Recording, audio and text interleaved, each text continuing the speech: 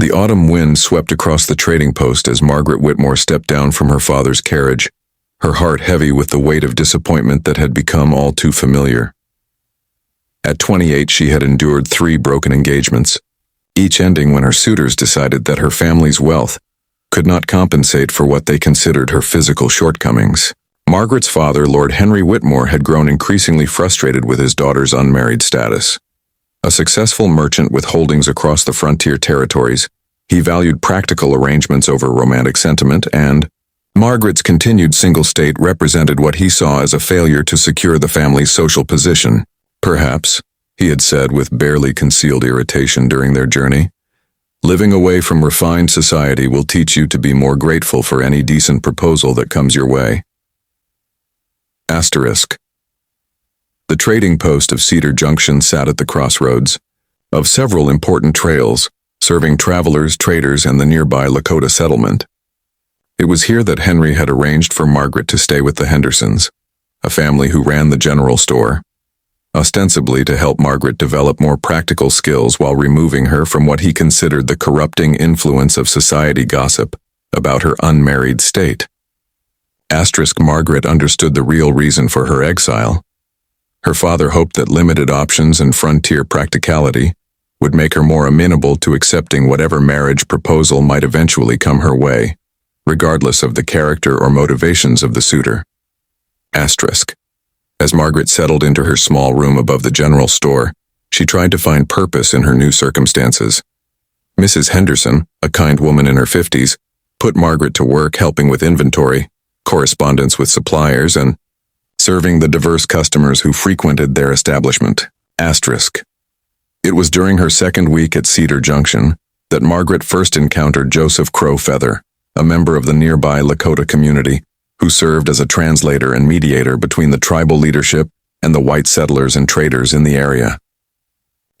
Joseph was perhaps 30 years old, tall and dignified, with an intelligence and quiet confidence that commanded respect from people of all backgrounds. He spoke several languages fluently and had earned a reputation for fairness and wisdom in resolving disputes between different groups. Margaret noticed immediately how differently people treated Joseph compared to how they treated her. While she encountered polite condescension or barely concealed pity from most visitors to the trading post, Joseph was greeted with genuine respect and consultation on important matters. Their first real conversation occurred when Joseph came to the store seeking supplies for his community's winter preparations. Margaret was helping Mrs. Henderson with the transaction when a dispute arose about pricing with another customer who was clearly trying to cheat Joseph. Without hesitation, Margaret stepped forward. "Excuse me, sir," she said firmly to the dishonest trader, "but I believe you are mistaken about our pricing. Mr. Crow Feather is being charged correctly, but your calculations seem to be in error." The trader, clearly embarrassed at being corrected by a woman, especially one he had likely dismissed as unimportant, grudgingly accepted the proper pricing and left the store muttering under his breath, Joseph turned to Margaret with a look of genuine gratitude. "Thank you, Miss Whitmore. That was both observant and brave." "It was simply fair," Margaret replied.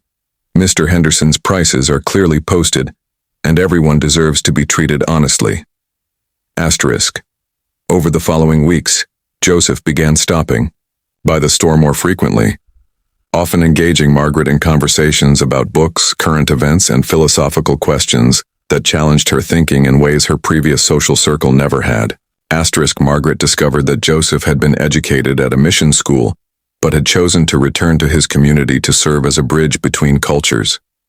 His perspective on life, spirituality, and human relationships was both thoughtful and refreshingly honest. "In my culture," Joseph told her one afternoon as they discussed the concept of beauty, "we believe that a person's true appearance is revealed through their actions and the kindness in their heart. Physical attributes change with time and circumstance, but character endures." Margaret felt tears prick her eyes. "That is a beautiful philosophy, but not one that seems to be shared by my father's society." Joseph studied her face with the kind of attention that made Margaret feel truly seen, for perhaps the first time in her adult life. Their failure to recognize your worth says nothing about your value, Margaret.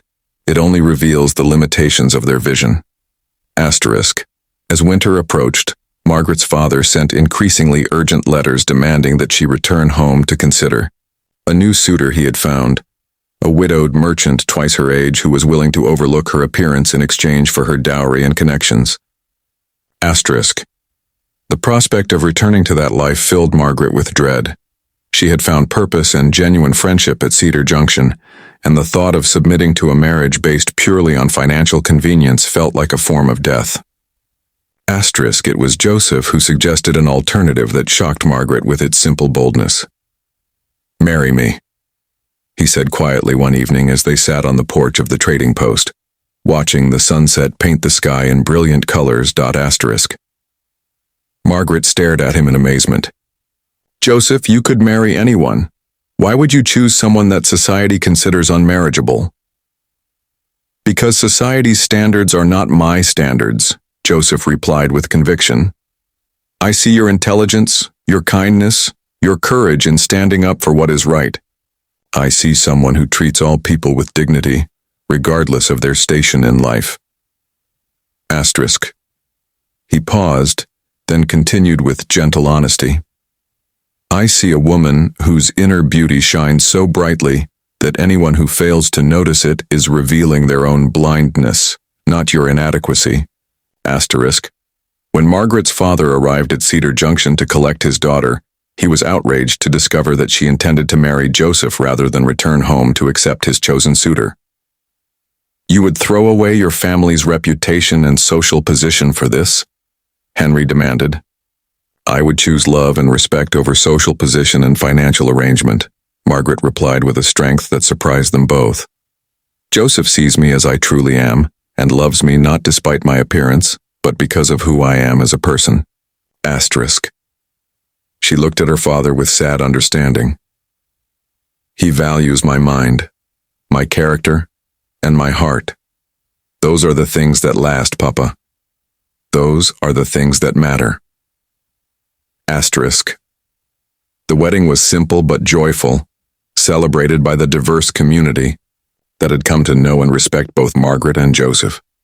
Mrs. Henderson cried happy tears, and even some of the rough traders who frequented the post admitted that they had never seen a couple more suited to each other. Asterisk. Years later, as Margaret worked alongside Joseph in building bridges between communities and raising their children to see the world through the lens of character rather than appearance, she often reflected on how her father's attempt to punish her had instead led her to the greatest happiness of her life. Asterisk. She had learned that true love is not about finding someone who overlooks your perceived flaws, but about finding someone who sees your authentic self and cherishes exactly what they find there. Joseph had taught her that beauty, like love, is not about meeting external standards, but about the recognition of worth that occurs when two hearts truly see each other. Asterisk.